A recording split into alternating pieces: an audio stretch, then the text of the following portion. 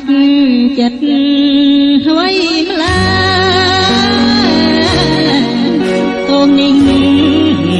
កើតមកពីសំដីដែលចិត្តស្មានថាបានប្រពៃប្រែអត់នៃឲ្យទោះបីទៅបានបើសិនខំពិតគួរគិតខាងរណាប្រុសប្រានដល់ជីវិតខ្ញុំអត់សន្តានគូបដូរប្រានតាមបំរាគ្រប់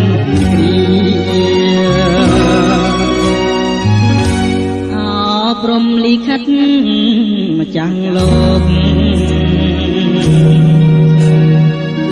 មិនមិនយាមមកបំផ្លាញសង្ខារឲ្យខ្ញុំសូមទៅទុកនៅដល់ណាសូមកុំមេត្តាខ្ញុំឡើយ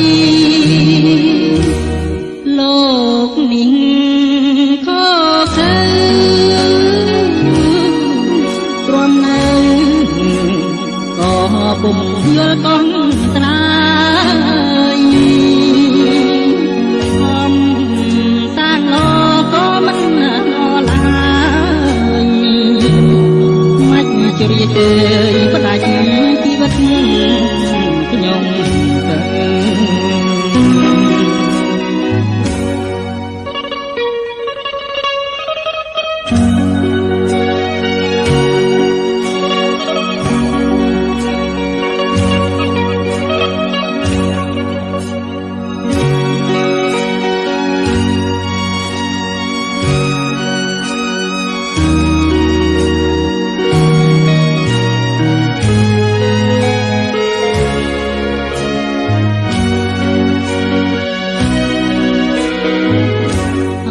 ព្រំលិខិតចាស់លោកមិនមិនយាមមកបំផ្លាញសង្ខារឲ្យខ្ញុំសូមទៅទុកនៅដល់ណាសូមកុំមេត្តាខ្ញុំឡើយលោកនេះខកខើទ្រាំនៅក៏ពុំយល់កងត្រាយខំសាងឡក៏មិនឡើយមិនជ្រាបឃើញផ្ដាច់ជីវិត